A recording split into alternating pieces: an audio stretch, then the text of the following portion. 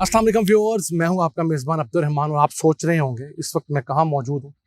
मैं मौजूद हूं अपने ज़रूरी रकबे पर और यहाँ आने का जो मकसद है वो ये है कि चूँकि पाकिस्तान भर में प्लांटेशन ड्राइव चल रही है, उसमें हिस्सा डालने के लिए और जो हम कहते हैं उस पर अमल करने के लिए आज मैं पौधे स्पेशली पत्तों की से लाहौर से ख़रीद कर लेके आया हूँ और अपने इस रकबे पर लगाएंगे। उसकी वजह ये है कि पाकिस्तान दुनिया के 7 उन ममालिक में शामिल हो चुका है जो ग्लोबल वार्मिंग की वजह से ख़राब माहौल की वजह से सबसे ज़्यादा अफेक्टेड है।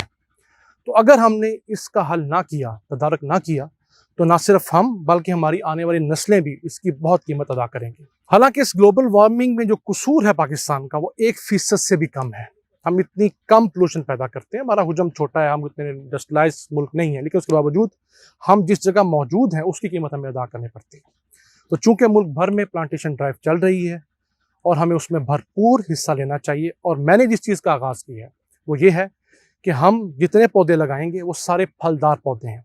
इस दफ़ा हम जो पौधे लेकर आए हैं उसमें चौसा आम है, आड़ू है, खुबानी है, फालसा है, किन्नो है, मौसमी है, इसके अलावा और बहुत अमरूद है, शहतूत है, अंगूर है, नींबू है और 21 तादाद है इन पौधों की। इसके लाने का, आपको दिखाने का वाहिद मकसद ये है कि आप लोगों को तहरीक दी जाए।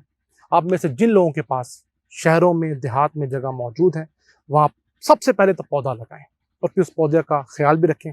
और अगर पौधा लगाना है तो मैं समझता हूँ उसको डबल करें, यानी कि फलदार पौधा लगाएं ताकि उससे ना सिर्फ पोल्यूशन कम हो, उससे ना सिर्फ छाँव मिले, ना लकड़ी मिले, बल्कि उससे लोगों को खाने के लिए फल मिले।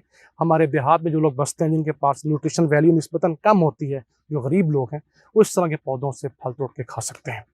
और वैसे आपने जब भी पौधा लगाना है तो नीयत यही करनी है कि हुज़ूर अकरम सल्लल्लाहु अलैहि वसल्लम ने फरमाया था कि अगर आप क़यामत आते हुए देख लो और आपके हाथ में खजूर का एक पौधा हो तो क़यामत का इंतज़ार ना करो, उस पौधे को लगा दो। यानी कि इस पौधे लगाने की अहमियत इस कदर ज़्यादा है कि क़यामत के होते हुए भी पौधा लगा देना चाहिए। और अब वैसे भी जो पौधों की अक़साम आ रही हैं वो ऐसी अक़साम है जो 3-4 साल बाद फल देना शुरू कर देती हैं। पहले लोगों को ये होता था कि मैं पौधा लगाऊंगा तो उसका फल कब आएगा, ठीक है, मैं खाऊंगा या नहीं खाऊंगा। लोगों को लालच था, हालांकि ऐसा नहीं सोचना चाहिए, लेकिन फिर भी अब आम ऐसा आ गया, आड़ू आ गया, खुबानी आ गई, नींबू आ गया, ये तमाम इस किस्म के पौधे हैं जिनका फल 3-4 साल बाद आना शुरू हो जाता है। तो आप तमाम हजरात से गुजारिश है इस काम में बढ़ चढ़ कर हिस्सा लें।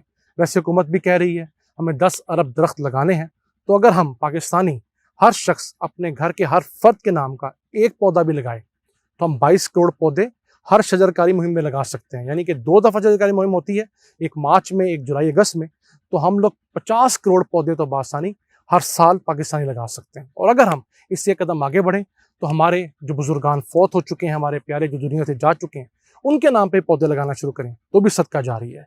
उस पौधे के ऊपर जब कोई चरिंद परिंद इंसान आके उसकी छाँव में बैठेगा, उसका फल खाएगा, तो जो हमारे फौत शुदगान हैं, हमारे प्यारे, उनके लिए ऑटोमेटिकली सदका जारी होगा।